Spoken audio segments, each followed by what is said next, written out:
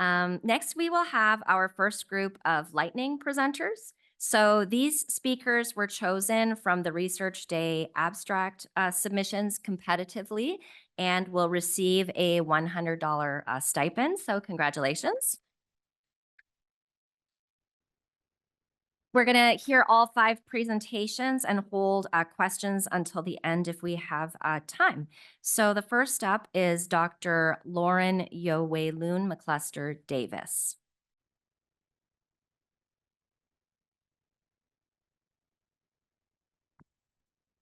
Hi, everybody. I'm Dr. McLester-Davis. Lauren or Yowelunh is fine. It's great to be here. I'm from the United Nation of Wisconsin, so just a little ways up north. And I started working at UW about 10 months ago. So I'm in Dr. Carrie Gleason's laboratory here in the ADRC, as well as Joe Simcock's laboratory in biochemistry. And I also currently serve as the Director of Indigenous Science Advocacy in the Native American Center for Health Professions. So I'm really excited to be here today and share a little bit about some of the research that I've been doing with our Black and Indigenous populations in the Wisconsin Alzheimer's Disease Research Center. I would also like to acknowledge the amazing team that you see listed up here who helped me complete a lot of these analyses, as well as the funding sources, and my Twitter handles on here and my email if you want to reach out and contact me about anything that I talk about today. So first up, when we think about Alzheimer's disease and related dementias, there's a lot of different ways people can experience it, right? So we have a lot of people who have forgetting things just generally, like I forget words every once in a while. But people with the ADRD, have troubles having a coherent conversation. Simultaneously, sometimes we can need assistance with electronic devices. They are making a new process when you go through TSA for you to do it all yourself with a computer. So I know I need assistance with that, but people with ADRD need assistance with bathing, getting clothes, daily activities of living. And another example is questionable judgment. And people with ADRD can cross the road when it's unsafe, right? And so all these things that are affecting cognition are what I'm really interested in. But one thing that is also present is changes in biomarkers. And so we can see that as time progresses in the clinical prognosis of ADRD, there's abnormal increases in various different biomarkers. And so that's kind of what this graph is showing here of some biomarkers of interest. What I'm really interested in is biomarkers that are easily available through blood draws. So here you can see a blood sample, and I'm going to talk about one biomarker that some of my research is based on, taken from looking at the DNA in those blood samples. So in each of our cells, we have DNA within them, right, in blood cells. And you can see in this image that at the very bottom of the DNA chromosome shape, there's the telomere.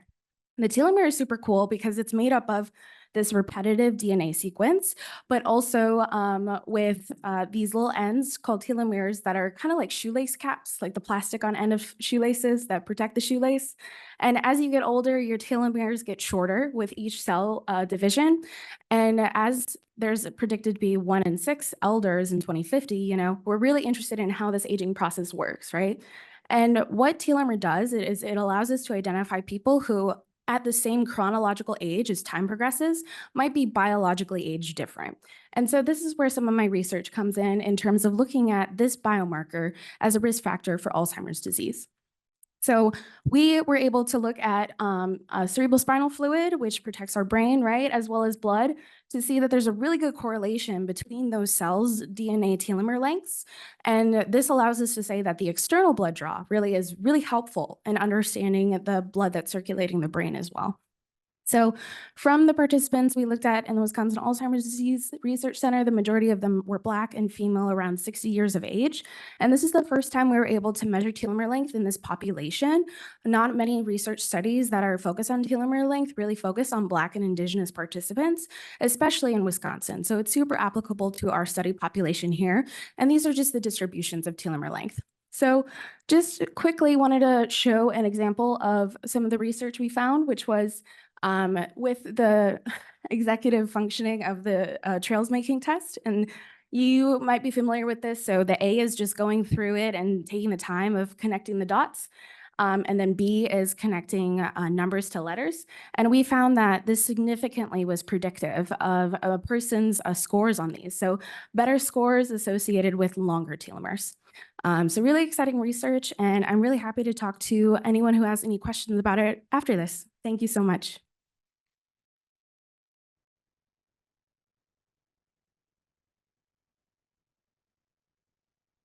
Our next speaker is Haylee Hamilton from the PAHAR Lab.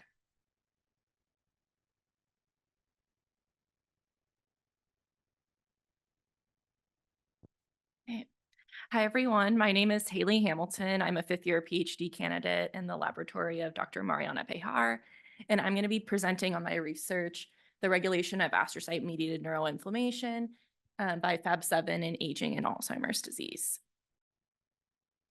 And so our lab is interested in understanding the role of astrocytes in AD pathology. And astrocytes are a type of glial cell that support neuronal function, and in partnership with microglia, regulate the inflammatory response in the central nervous system. And in particular, we are studying a potential contribution of fatty acid binding protein 7 or Fab7 to the disease. And Fab7 is primarily expressed in astrocytes and has been shown to regulate inflammatory pathways by distributing substrates released from the plasma membrane for enzymes such as COX-2 and ligands for nuclear receptors. And while Fab7 has been reported to be increased in AD patients, the consequences of this are unknown. Thus, we studied the effect of Fab7 upregulation in aging and AD. So to do so, we used, there we go. To do so, we used human iPSC-derived astrocytes and treated them with an adenovirus to increase Fab7 levels. Then we looked at the effect of Fab7 overexpression at the molecular level using RNA sequencing and real-time PCR, which allows us to identify the molecular mechanism affected by increased Fab7 levels. And we also did immunostaining and confocal microscopy analyses in APP-PS1 mice and AD mouse model, and in AD patient postmortem brain tissue to validate our in vitro findings. And upon RNA sequencing analysis, we found that processes linked to inflammation were increased in human astrocytes overexpressing Fab7. And this was confirmed by RT-PCR, which identified an increase in expression of inflammatory mediators, including COX-2 and NOS2. In vivo immunostaining for Fab7 and GFAP, which is an astrocyte marker, and amyloGLA, which stains plaques in APP-PS1 mice and AD patients, showed that astrocytes located near plaques have increased Fab7 expression compared to astrocytes that are located further away from the plaque. Further, immunostaining for inflammatory mediators, COX-2 or NOS2, showed that astrocytes with high Fab7 expression also had increased inflammatory mediators compared to those with low Fab7 levels. And furthermore, aging is the primary risk factor for late onset AD, and we also observed increased Fab7 expression in astrocytes within the brain of age 2-year-old mice compared to young 3-month-old mice. And again, we observe an increase in inflammatory markers in these astrocytes as well. So in conclusion, we find that increased Fab7 induces inflammation, that it's upregulated in APP mice, AD patients, and with normal aging. And Fab7's role in AD could parallel that of pouring fuel onto the fire. Fab7 upregulation intensifies this process, like adding fuel to the flames, and results in sustained inflammation, much like how fuel accelerates the spread of a fire. And ultimately, Fab7's ability to modulate multiple inflammatory pathways points towards its potential as a therapeutic target in AD. And with that, I would like to thank everyone who's been involved in this work, especially my mentor, Dr. Mariana Pejar, as well as the ADRC for having me here to give this presentation. Thank you.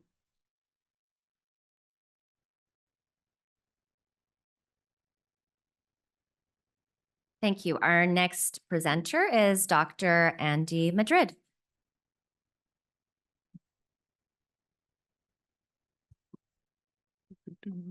Hello, hello. I feel very underdressed after seeing everyone in the audience. So I feel like I don't belong up here. Anyways, my name is Andy Madrid, and I am a scientist in Dr. Reed Ullich's lab. And today I'll be talking about mild cognitive impairment and DNA methylation. So a good place to start is, what is it that we're actually studying?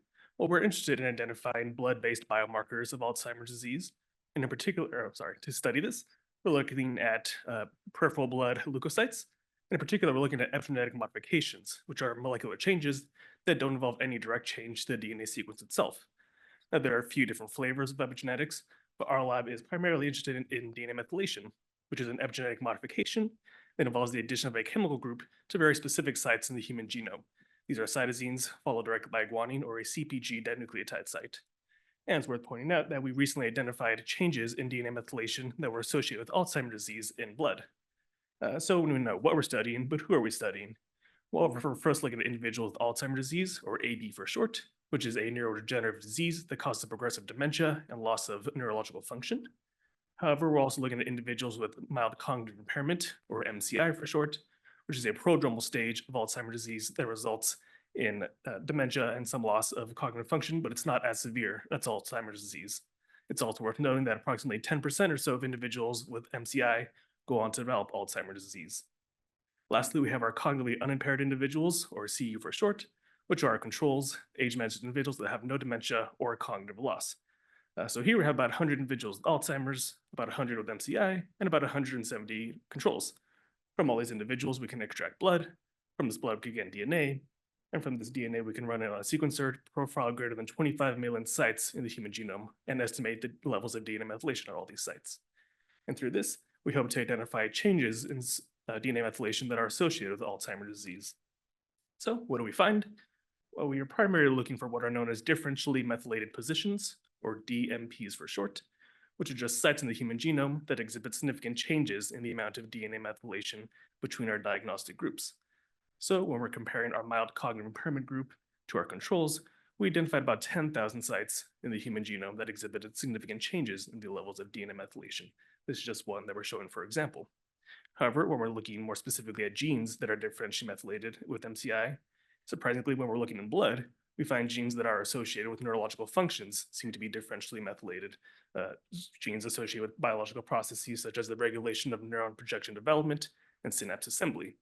However, considering that MCI is seen as a prodromal stage of Alzheimer's disease, lastly, we ran a trend analysis to identify progressive loss or gain of DNA methylation going from our controls to MCI to Alzheimer's disease.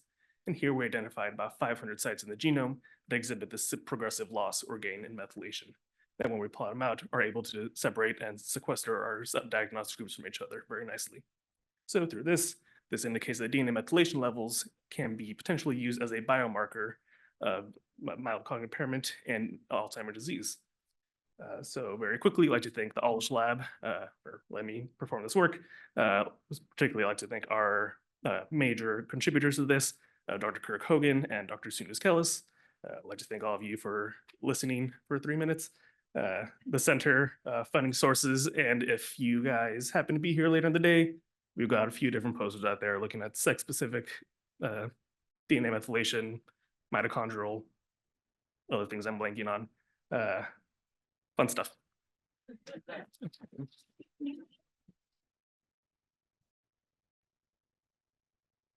Thank you. Our next speaker is Julia Illiano from the Harris Lab.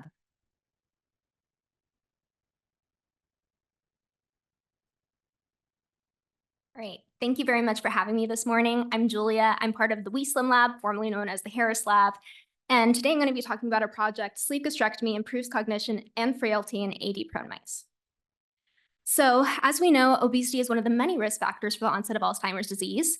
Currently, bariatric surgery is the most effective obesity treatment, outcompeting other treatment options like calorie restriction and exercise. Sleep gastrectomy, shown here, is the most performed type of bariatric surgery, resulting in increased weight loss and improved metabolic health. The literature, however, has also shown that bariatric surgery may improve cognitive function in humans. This clinical study followed bariatric surgery patients for 2 years after surgery. As expected, these patients had significantly reduced BMI and decreased comorbidities at 24 months after surgery. Interestingly, these patients also had improved cognition scores in attention, executive function, and memory domains at both 12 weeks and 24 months after surgery. As a result of these potential improvements in cognition, we wanted to test if sleep gastrectomy could be used as an alternative therapy for Alzheimer's disease. We hypothesized that sleep gastrectomy will improve metabolic health and cognitive performance in Alzheimer's prone mice. To test this, we employed a triple transgenic mouse model prone to early onset of Alzheimer's pathology, including A-beta plaques and tau tangles. We did not use male 3XTG mice as they had premature death and variable phenotypes. Thus, we placed 20 female 3XTG mice on a high-fat Western diet to induce obesity. We then weight matched them into either a sham or sleeve gastrectomy surgical group before placing them back on a Western diet after recovery. We performed a series of metabolic testing and behavioral assays prior to sacrifice at 15 months of age. First, we found that our sleeve animals had lower body weights compared to their sham counterparts throughout the study. This was not due to calorie restriction, as there were no differences in their food intake. We also found that our sleeve animals had significantly reduced fat mass and increased lean mass at 5 months of age, but not at later time points. At 4 months of age, we administered glucose during an oral glucose tolerance test and found that our sleeve animals had significantly improved glucose tolerance, as shown by their lower AUC, as well as lower fasting blood glucose levels. We similarly administered insulin during an insulin tolerance test at 4 months of age and found no differences in insulin sensitivity. We repeated these tests again at 10 and 12 months of age, but found no differences in either insulin sensitivity or glucose tolerance at these later stages. We next assessed frailty by assigning frailty scores in each of these categories and found that our sleeve animals had significantly lower frailty scores at both early and later time points. Lastly, to assess spatial memory, we used Barnes maze, which is a validated behavioral assay. During this test, we placed one mouse in the middle of a table with 20 surrounding holes. One of those holes contains an escape box, and their goal is to find and remember where this escape hole is located. We trained these mice for 4 days and then performed a short-term and long-term memory test. 3/4 of our sleeve mice successfully found the hole compared to only one sham mouse. And our sleeve mice found the hole much faster than their sham counterparts. So in conclusion, despite consuming a high-fat diet, our sleeve animals had short-term improvements in metabolic health and more sustained improvements in their weight loss, frailty, and cognition. We hope to better assess brain pathology and look at this across multiple strains and sexes in the future. And overall, understanding how sleep can impact brain health is important to study. So I want to thank everyone in the Wieslam lab and the Lambing lab and anyone who helped with this project. Thank you very much.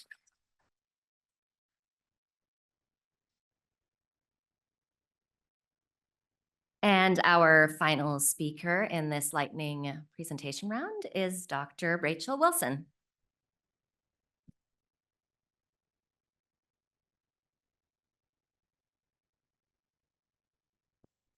Hello, everyone. I'm Rachael Wilson. I'm a scientist in Dr. Sterling Johnson's group. I work in the core G, the biomarker core of the ADRC and the biofluid lab. And today I'm excited to tell you about our evaluation of the ALZpath plasma p-tau217 assay in RAP and ADRC. So the gold standard method for measuring Alzheimer's pathology in living people is PET. And with this, we measure the insoluble amyloid plaques and tau tangles in the brain. A downside of this technique is that it's very expensive and it requires the patient to come to a specialized clinic or a hospital. So an alternative is to look at soluble proteins in CSF. This includes amyloid beta fragments and p-tau 181. But again, the measuring CSF requires an invasive procedure and also a trip to a hospital. So it's not the most convenient, but we do get high sensitivity and specificity compared to PET. A more accessible, low-cost alternative is measuring AD biomarkers in blood. But a drawback on this method is that a lot of the proteins that we can measure in CSF are difficult to measure in blood. And that's because there's a lot of matrix effects and also peripheral sources that make it difficult to detect a change in signal due to the presence of the disease. And so recently, a plasma p-tau217 assay became available that shows promise in overcoming some of these challenges. And the goal of this study that I'm going to present today was to evaluate the performance of this assay in RAP and ADRC. And I do just want to note that these samples were primarily from RAP, and this is a cognitively unimpaired cohort that are risk enriched for AD. So the first step in evaluating a new biomarker is comparison to the gold standard. Figures B and C here are showing p-tau correlations with continuous measurements of amyloid and tau PET. And this is for 560 participants from RAP and ADRC that had both amyloid and tau PET within 2 years of blood draw. We also did an ROC analysis that's shown in figure A, which tells us how p-tau 217, how well it predicts a binary outcome based on PET, so whether positive or negative. And an ideal area under the curve for this plot would be 1, which means the plasma test agrees with the PET test 100% of the time. And for amyloid PET, the area under the curve was 0.92, it was 0.94 for tau PET, and these are both really good for a blood-based biomarker. The ROC can also help identify an optimal cut point for defining amyloid positivity, and in this case, it was 0.42 picograms per mil. At that cut point, we see an accuracy of 86%. This is not equivalent to the FDA-approved CSF assays, and that's really what we need to be able to implement these plasma assays clinically. So one approach is to use a lower and an upper threshold, and then you have an intermediate group that goes for further confirmatory testing. And using this strategy, we can increase the accuracy overall to above 93%. It's also important to know how p-tau 217 is reflecting changes in the disease progression. So for those 560 participants, we grouped them based on their amyloid and tau status, and we see significant differences across each of the amyloid tau stages as the disease progresses. And we also see significant differences across clinical diagnoses. And then we looked at the longitudinal measurements for these 560 participants, and that's shown in figure B. And we used a mixed model to predict the slopes across each of these groups. And at different age points, the measured p-tau 217 was statistically different across each of these amyloid and tau groups. So with that, I just want to note the characteristics of our cohort. This is around 60% female and 90% white. The majority of our participants, like I said, are cognitively unimpaired. But I hope that I've shown that amyloid or p-tau 217 is a marker for amyloid and tau and is showing changes across the disease spectrum. And then I also want to acknowledge the people that made this work happen, especially in the biofluid lab, our amazing team of statisticians in the biomarker core, as well as Dr. Sterling Johnson and Dr. Henrik Zetterberg, who led this project. So thank you.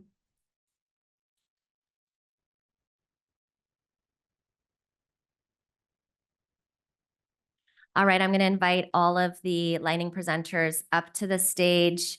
We do not have time for questions, but we are going to take your photo. And so you're off the hook right now.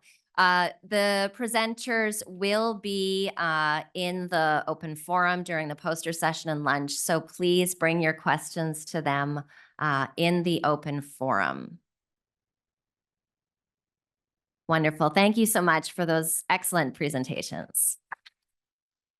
I would now like to invite Senior Associate Dean for Basic Research, Biotechnology, and Graduate Studies, Dean Anjon Audhya, to please come to the stage and deliver his remarks.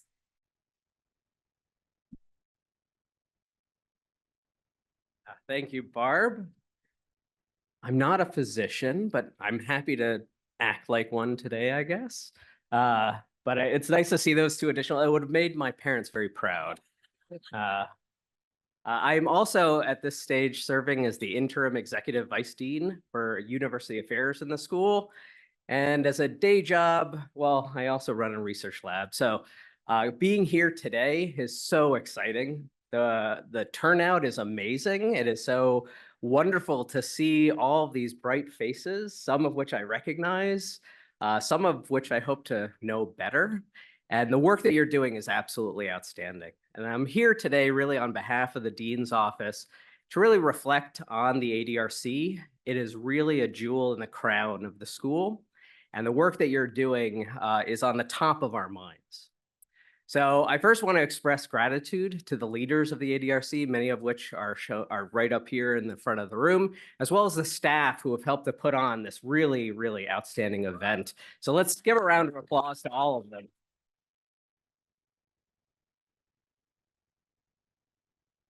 So the ADRC is really designed to encourage collaboration. We're seeing that here front and center today, promote scientific thought among faculty, students, as well as staff.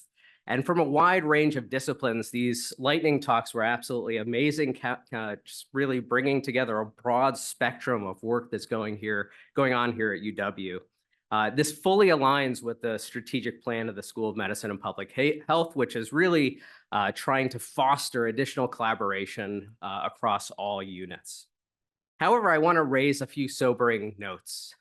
First, after COVID, Alzheimer's disease has now become the 7th leading cause of death, with more than 7 million Americans, over 110,000 of which are in Wisconsin alone, that live with Alzheimer's disease today. Over the last 20 years, death from heart disease has actually decreased. So the work in that space has been incredibly positive, decreased by more than 2%, while deaths, unfortunately, from Alzheimer's disease have increased by more than 140%.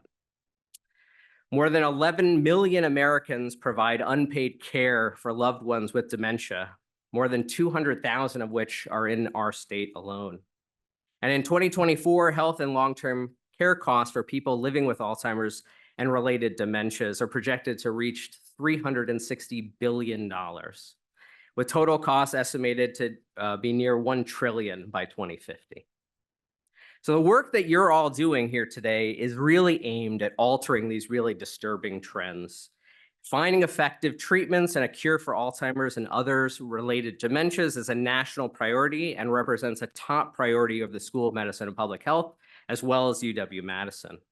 I'm really excited to note that the ADRC is among the best funded programs across the entire United States, more than $150 million. And the ADRC is excelling in so many different ways. The continuum is broad. It reaches patient care and creating new models of care research, cutting-edge neuroimaging, as well as biomarker studies, health disparity research that's focused on African-American populations as well as Native populations, and research training programs that are really aimed at early-stage investigators to bring them up into the fold of the research that's ongoing. I am so incredibly proud of the ongoing work here at UW, and I am absolutely confident that we are going to have a significant impact on Alzheimer's disease and related dementias. I really want you to enjoy the rest of the day. It's such an exciting program, and on Wisconsin.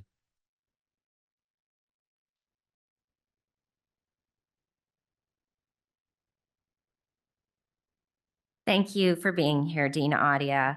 So at this time, we invite you to join us for the first half of the poster session in the open court. The odd number posters will be presented at this time. Please keep track of your favorites so that you can vote on those. If you're joining via live stream, welcome back. Please use the Q&A function if you have questions. So as a reminder, this group of lightning presenters was also competitively chosen and will receive a $100 stipend. Just like this morning, we're going to hear from all 5 of them and then take questions at the end if there is time. Our first talk is going to be from Aaliyah, Mushtaque.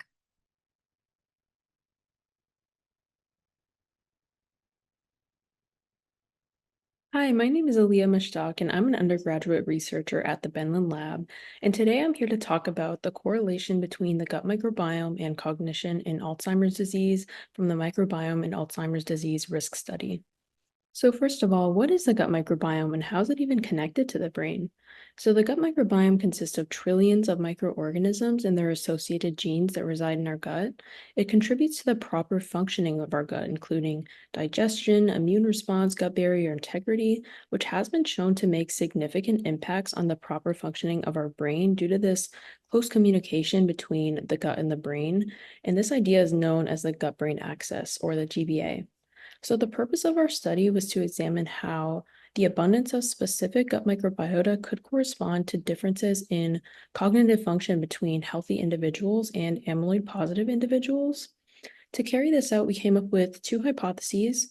One, in the gut microbiota, there will be significant taxonomic differences between amyloid groups. And two, differentially abundant gut microbiota will have associations with cognitive scores between amyloid groups. So how do we even collect gut microbiome data? So to gather information on the composition of the gut microbiome between amyloid groups, we use 16S rRNA gene sequencing on stool samples from eligible participants. And to try to understand the sole effect of the gut microbiome on cognition, participants that had what we call exclusionary criteria, so like antibiotic use, probiotic use, or any sort of criteria that may have a large impact on the gut microbiome, were excluded from the study. So how do we collect cognitive data then? Participants underwent 3 cognitive tests, the animal naming test, the category fluency test, and trail making test B, which were converted into PAC scores, so preclinical AD cognitive composite Z scores as a measure for executive function. So looking at the results, we discovered 2 main findings that actually aligned with the hypotheses we made. So as seen here, there were significant taxonomic differences in the gut microbiota between amyloid positive and amyloid negative groups, notably a family Coriobateriaceae. And 2, there was a significant correlation between a higher abundance of family Coriobateriaceae in the amyloid positive group and a decline in performance on cognitive assessments. So looking at this from a biological perspective, our results do make sense, as too much of a specific taxonomic group may cause an unbalanced gut microbiome, also referred to as gut dysbiosis, that could cause increased gut barrier permeability. And because of the gut-brain axis that I talked about earlier, which is that strong communication system between the gut and the brain, this gut dysbiosis may cause changes in the brain like neuroinflammation, disruption of vagal nerve signaling, or blood-brain dysfunction. These changes in the brain may contribute to amyloid plaque formation that would rationalize that decline in cognition that we saw earlier, although the exact biological mechanisms are still not fully understood and further research is needed. So some future directions we're looking into include performing functional analysis with metagenome sequence data, so looking at the whole genome instead of only one part of it. And this would help progress our research to better pinpoint the specific contribution that differentially abundant microbiota have in AD pathology, as well as replicating in another data set to ensure that our results are not just cohort specific.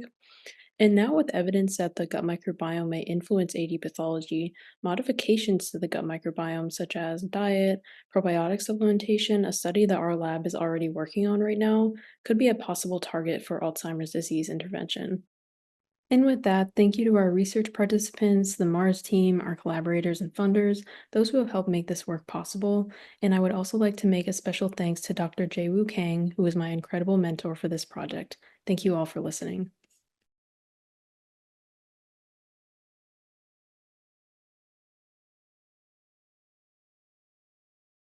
It. So great job on that presentation. And our next speaker is Andrew McVea.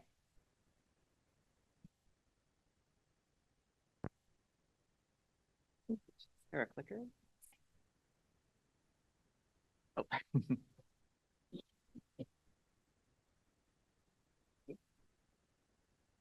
All right, thank you so much for the introduction. My name is Andrew McVea, and I'm a member of the Christian Lab. And today I'll be giving a comparison of beta amyloid accumulation between the Down syndrome and neurotypical population using carbon-11 PIB. So as a little bit of background, the reason that we're interested in the Down syndrome population is because of the triplication of chromosome 21, which really characterizes this population. And so this has multiple developmental and neurological implications, but the one that we're most interested in is this extra copy of the amyloid precursor protein, or APP gene. Because of this extra gene copy, we see people with Down syndrome have much higher production of amyloid throughout their lives. And we see a earlier accumulation of beta amyloid plaques in Down syndrome, and also a much higher incidence rate of Alzheimer's disease in this population. So you see this hypothetical model of AD biomarkers on the right. This is kind of shifted by about 20 years for people with Down syndrome compared to the neurotypical population. And so carbon-11 PIB PET it gives us a really unique opportunity to longitudinally and in vivo measure how amyloid changes in the brain of participants over time, which brings us to the research question of this project. Does beta amyloid accumulate faster in Down syndrome than in neurotypical populations? We know that they produce more amyloid. We know they produce it earlier. They get more accumulation earlier. Is it also at a faster rate? So in order to do this, we grabbed a large cohort of participants from the Down syndrome and neurotypical from the University of Wisconsin with at least 2 time points of carbon-11 PIB PET. And so the Down syndrome participants were from the ABCDS cohort, and then the neurotypical were from various studies here at UW with enriched familial history for Alzheimer's. And so these were all imaged with PIB and then given a global SUVR as our metric of amyloid accumulation with a value of 1.4 global SUVR being considered amyloid positive. So once we had these values, we then used the SILA model, or sampled iterative local approximation model, to normalize these in time to the point at which they become amyloid positive. So that point where they reach an SUVR of 1.4, that's time point 0 using our SILA model. And so then using this, we've fit our data for the Down syndrome and neurotypical population using this logistic growth curve, which, if you saw in that previous slide, is the theoretical, what we would expect the amyloid accumulation curve to look like for these participants. So jumping into our results, you can see these are the accumulation rates, not normalized, and then after with SILA, and then fit with this logistic growth curve. And we see about a 30-year gap between becoming amyloid positive in the neurotypical and Down syndrome cohort, as expected. And we also see about a 50% increase in rate of amyloid accumulation between Down syndrome and neurotypical. A couple of conclusions. This is what it looks like if you take the average and normalize it by time. And you can see there's a clear steeper slope for the Down syndrome population compared to neurotypical, and there's no overlap in that 95% confidence interval that is the dashed line. There is, however, considerable variability in the rate of accumulation between the neurotypical and Down syndrome population that can't just be explained by this extra APP copy. So other lifestyle and genetic considerations need to be taken into account when looking at amyloid accumulation. We did see this 30-year age gap and an earlier and faster rate in the Down syndrome population. We've also seen this without using SILA and various other studies in these populations. And we see a similar finding with earlier tau and a faster rate of tau deposition in the Down syndrome population as well. And so as we're moving forward in this kind of era of amyloid therapies becoming more available, this is a very important consideration as we're trying to get Down syndrome people also into these studies. And I actually don't have an acknowledgement slide, but I do want to thank everyone in the Christian Lab. I want to thank all our collaborators here at UW and as part of ABCDS. And I wanted to thank all our participants and their families. Thank you so much.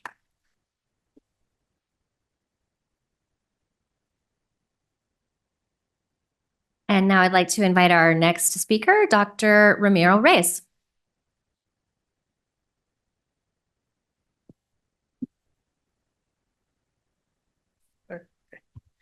Hi, everyone. My name is Ramiro Reyes. I'm a scientist at Dr. Sterling Johnson's lab. And today I'm going to give you a talk about the effects of refrigeration on some blood-based AD biomarkers. To give you some context, we already saw a lot of talks about different blood-based biomarkers and how the field is looking at these as better ways to improve accessibility to these tests and improve the amount of data that we can collect across time for the progression of the disease. However, we don't know how well or how easy it will be to collect these samples in the field, and if the storage conditions of the different biomarkers will be impacting the levels that we detect on plasma. So especially what we're looking at is in the interest of providing mobile phlebotomy and making the data collection accessible to communities that normally will be too far away from research centers, and also to make it more convenient to participants so they don't have to necessarily come into us. The study is very simple. We simply try to see what happens with the stability of different biomarkers if we keep them under refrigeration before freezing them at -80, which is the protocol that we normally follow to store these samples. And luckily, what we see for the 5 different biomarkers that we checked, 3 of them seem to be very stable at even 70 hours after collecting, if we keep them, as long as we keep them in refrigeration. This is way more accessible than having to secure either dry ice or a -80 freezer on the field, especially for communities outside the big urban areas in the state, or also in countries where they might not have access immediately to this type of freezers or conditions. One thing that we see, though, is that something that we kind of expected is that A beta 40 and A beta 42 do tend to go down pretty quickly. Even at 48 hours, we see a significant decrease on the levels that we can detect there. One thing that we want to look from this is not completely discouraging if we wanted to use this marker in the field, is that maybe we could, if these curves look more stable, if we get a bigger sample, we can maybe create some standard curves for the decay and try to compensate for that later on. But at least these 3 markers, especially p-tau217, which is the latest, more promising biomarker that we have, seems to remain stable, which is really encouraging, at least for reaching other communities and decentralizing the data collection for this. Okay, and that's everything that I have. And I would like to thank all the team at Johnson's lab, especially the biofluid lab, because they were the ones doing the heavy lifting, actually collecting the data from these samples. Thank you.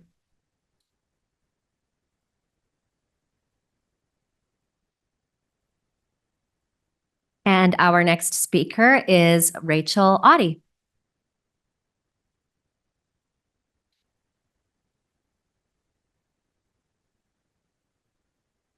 Good afternoon. My name is Rachael Otte, and I'm a research analyst with the Center for Health Disparities Research. I want to start by thanking the ADRC for the opportunity to share this project about public data tracing and the role it can play in Alzheimer's research. Lived experiences such as working conditions and contexts may influence the development of Alzheimer's disease, or AD, exposing individuals to modifiable risk factors across their life. However, work is rarely incorporated in health disparities research broadly, and it's specifically not linked to AD biological outcomes. Brain bank research donors provide a gold standard outcome for evaluating the effects of life course exposures due to their well-characterized neuropathology. However, little is known about their lived experiences and social exposures, which limits our ability to study the relationship between work and AD brain health. This presents a unique challenge of how do we collect occupational information for brain bank donors who are now deceased.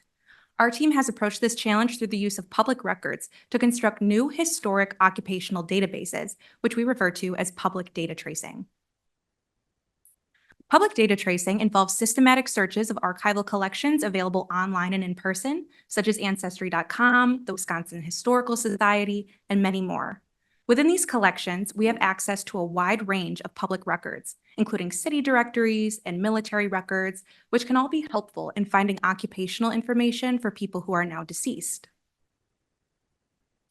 For this study, our sample included 651 individuals donating to one of 2 ADRC brain banks between 1986 and 2018.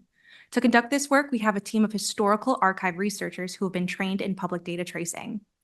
These researchers use the genealogical proof standard when constructing occupational histories, which is a guideline for ensuring credibility in genealogical research. Our life course public data tracing process requires one researcher to independently search for public records online and in person and record this data into REDCap. The case is then passed to a second researcher who verifies the validity and content of these records before conducting their own independent search for additional records. The case is then passed back to researcher 1, who reviews any changes and new records found before both researchers meet to resolve any disagreements. In this sample, we found an average of 10.7 records containing occupational information per donor, with an average 1.29 hours spent extracting and validating each donor's occupational history. However, we also found the number of public records varied by sex, with almost twice as many records found for males compared to females. Across all donors, the most commonly found public record types included federal censuses and city directories, followed by obituaries, newspapers, yearbooks, military records, marriage records, and voter registrations. Preliminary findings suggest that applying public data tracing methods to collect occupational information for brain bank donors is feasible. However, there are limitations, such as that public record availability seems to vary by time and donor sex. By quantifying occupational exposures over the life course, this public data tracing method will create new opportunities to study the relationship between work and AD brain health. Future work in this project includes applying public data tracing methods to all remaining donors, as well as continuing to evaluate the method's reliability and validity over time. Lastly, I want to thank the amazing people and collaborators who made this work possible. Specifically, I want to thank Dr. Ryan Powell for his continued leadership and guidance. Thank you.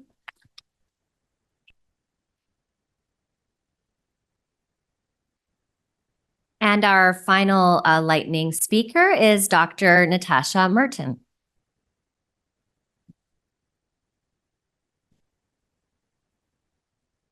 Hi, everyone. I'm Natascha Merten. I'm an assistant professor in the Department of Population Health Sciences and the Department of Madison.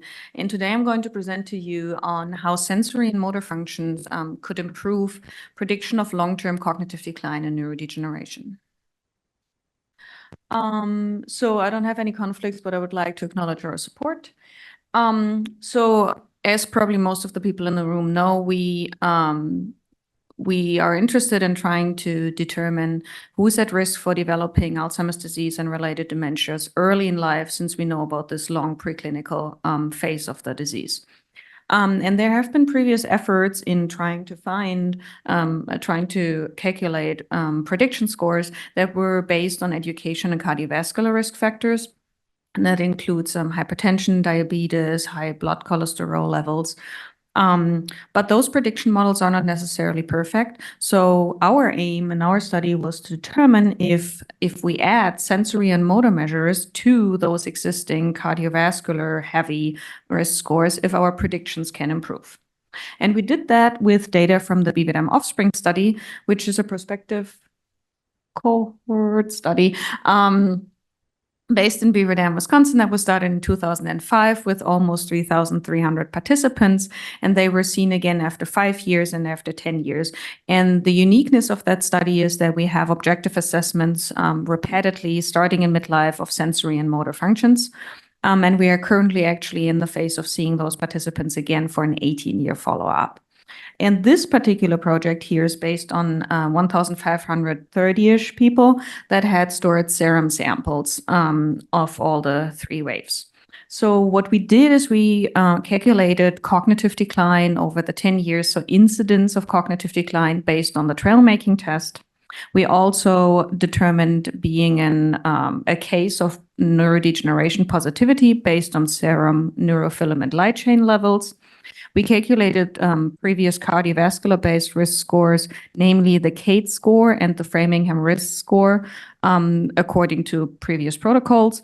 And then we have our assessments of sensory and motor function. And so what we found is that if we predict long-term cognitive decline, so over 10 years incidence of cognitive decline with the CATE score by itself, this is our red area, that's the blue area under the curve. And then we can add sensory and motor measures to that, and we see that there's significant improvement in the risk prediction when we add our sensory and motor measures to those previously used scores that had education and cardiovascular risk scores in them. We see similar improvements when we use the Framingham risk score, and we also see improvements when we add sensory and motor measures to the prediction of neurodegeneration positivity over 10 years. So in conclusion, sensory and motor measures measured in midlife added to the predictive value, to the prediction models of long-term cognitive decline and neurodegeneration. And since they are non-invasive and very less expensive, those could really be a venue to explore for future prediction and treatment models. And with that, I would like to thank the participants, the co-authors, my team. We're always searching for researchers, postdocs, grad students, and you for your attention.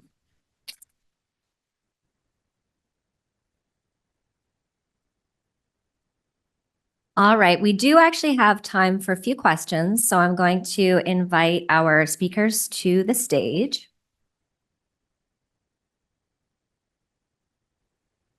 And you will have your photo taken as well, so. If there are questions in the audience, please raise your hand and Bonnie will bring you the mic. Do you have a question over here? Do we have a mic runner?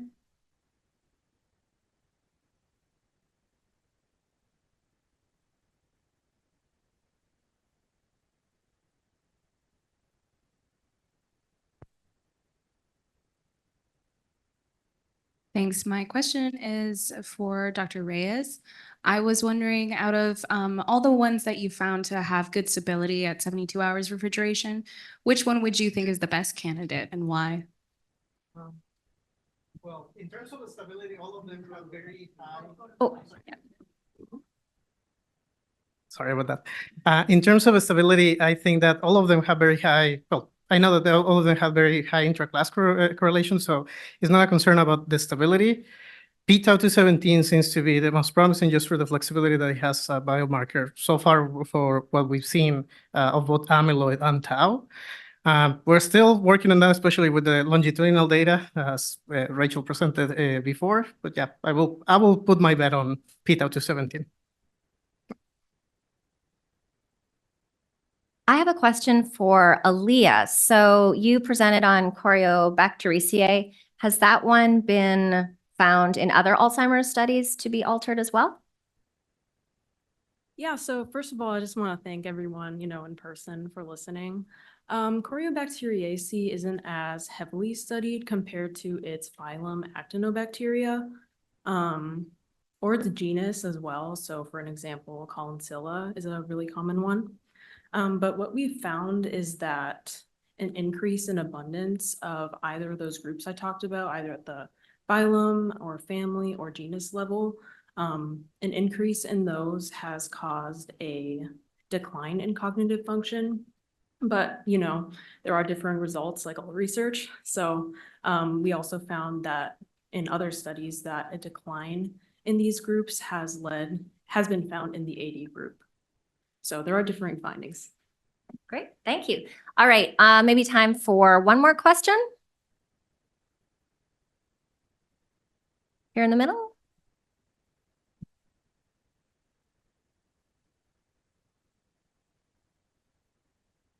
Hi, this is for Andrew. You talked about variability in amyloid accumulation in your Down syndrome participants. Did you mean that there was greater variability in the Down syndrome participants than in the normal participants? And can you say more about that? Sure. So I wouldn't say there was more variability in the Down syndrome population. I'm sorry if I misspoke in my presentation. I was more trying to convey that there is a lot of variability in both populations, and it isn't necessarily variability that can just be explained by one or two genetic factors. Like we looked at, for example, ApoE status. We looked at, of course, that extra copy of the APP gene. And so there seems to be a lot of different lifestyle factors that we see some people with Down syndrome that actually accumulated very, very slowly. And that was like similar to what we would see in someone in the neurotypical population. And then we saw some that were just so much faster than the rest. So and that's true both neurotypical and Down syndrome, but on average, we saw a higher rate in the Down syndrome population. All right, let's give everyone a hand again. That was phenomenal science. Thank you. We are going to get a photo, so tighten up, get in there. Great, thank you. For everyone else, there are blue sheets on your tables, and we invite you now to vote for your favorite lightning presentations. This is extremely difficult because these were all excellent. Thanks, everybody. But please go ahead and vote using the QR code. You're not voting on posters, just on lightning presenters. So please go ahead and do that. If you're joining via Zoom, I think we're going to put a link to the vote in the online meeting. So I'll give you a minute.